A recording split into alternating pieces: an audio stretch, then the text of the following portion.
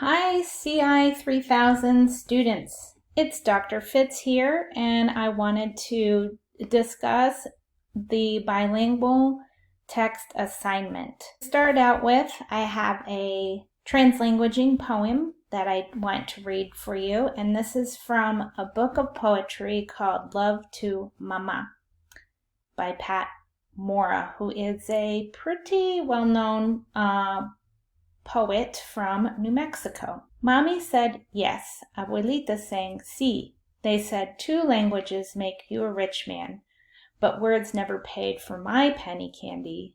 Agua, water. Arroz, rice. Niño, me. Arroz con leche, sang Abuelita, as my mommy said, A is for apple. My ears were like a radio, so many stations. Sometimes I would dream in English and Spanish. I was a millionaire each time I said yes and sí. And that's by Renee Arroyo. So why are we doing this assignment? I think it's important for all teachers, no matter what our language backgrounds are, to become more comfortable with using different languages in our classrooms, because more likely than not, you're going to have bilingual children in your classroom one day. So I hope that through this assignment, you will learn more about a language other than English. That's what LOT means. And maybe also become more aware of resources that you can use to learn more about different languages. Also, I hope that you become familiar with more bilingual texts and texts that use translanguaging. And we're going to be learning about different purposes for translanguaging in our course text, and I want to think about how to apply those in our own teaching.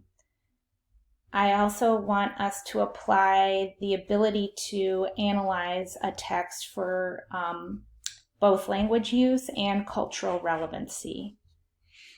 And as I already mentioned, use different resources in order to seek out and find multilingual texts. So I put a link to the assignment description here. I'll show you where that is as well on As You Learn. I wanted to briefly go over the different kinds of bilingual texts that there are. So some bilingual texts are actually 2 separate books. For example, the text Amelia's Road has one book that's all in English and one book that's all in Spanish. So if you were reading that with your class, you could either provide small groups with both copies, or if you prefer, you could, provide students who are English dominant with the English language book and Spanish dominant with the Spanish language book. There are some books that use translanguaging or code mixing, and that's when the author uses both languages in the text. So for an example, if the author wrote, Buenos dias, abuelito, I shouted, that's mixing English and Spanish together in one sentence. So that's called translanguaging, and you'll find texts like that. And then the last one is probably most common, and that's the same text right next to each other, translated side by side. And so it's usually either, on the top there's one language, on the bottom the other, or on facing pages. So here are a couple of examples. Pepita Talks Twice and Margaret and Margarita. These are both side-by-side Spanish-English texts.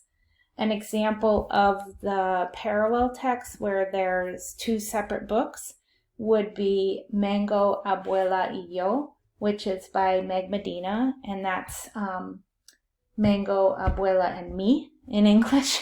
And so that's available in English and in Spanish. For this assignment, you can use any language that you want. Most of the texts and all of the texts that we're going to be looking at in class are going to be in Spanish, just because Spanish has so many overlaps with English. I think it's really fun and important and kind of easy to learn a little bit more about comparing English and Spanish, but you're welcome to use and look at bilingual texts that integrate different languages than that.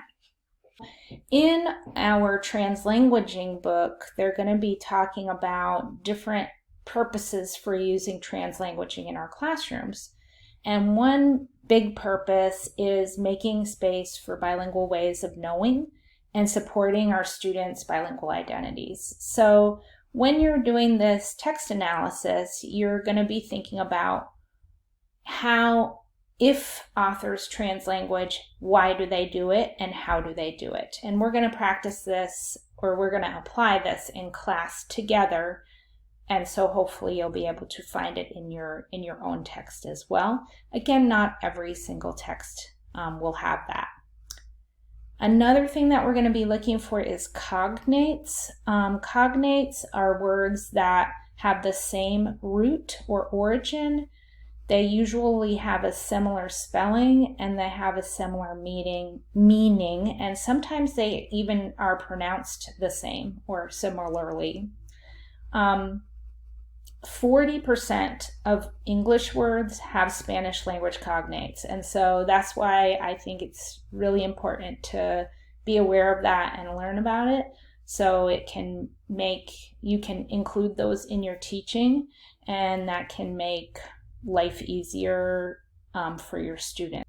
I included this link of Arabic, Spanish, English cognates here because it's pretty interesting how much overlap there is between Arabic and Spanish in particular, but also between all three languages. So in your text analysis, you're going to be looking at the language features of the text, and I want you to learn more about the language features of a language other than English. So you're going to want to find out, like, what family is the language in? What kind of writing system does it use? How are words formed? Are there cognates between this language and English? Or are there loan words? For example, my example that I will share with you is in Nepali. Nepali has a different script. It's a different language family. There's not really cognates, but there are a lot of loan words from English to Nepali. So that's kind of interesting. And then what are the syntax? What's the word order and the grammar used? What kinds of other things can you find in terms of gender or status or culture? For another example, in Nepali, they have different forms of the word you, like in Spanish as well, depending on the status of that person, and that also relates to the verb formation. So you're going to have your text, you're going to analyze it for the language, you're going to look for the cultural relevance, and then you're also going to create an activity for it. And here is just a list of ideas around that. And in our library, I know you guys, it's harder for you to get things from our library, but we do have these culture chunks that are pretty cool, and you should be able to order them. Things from different, click here. Okay.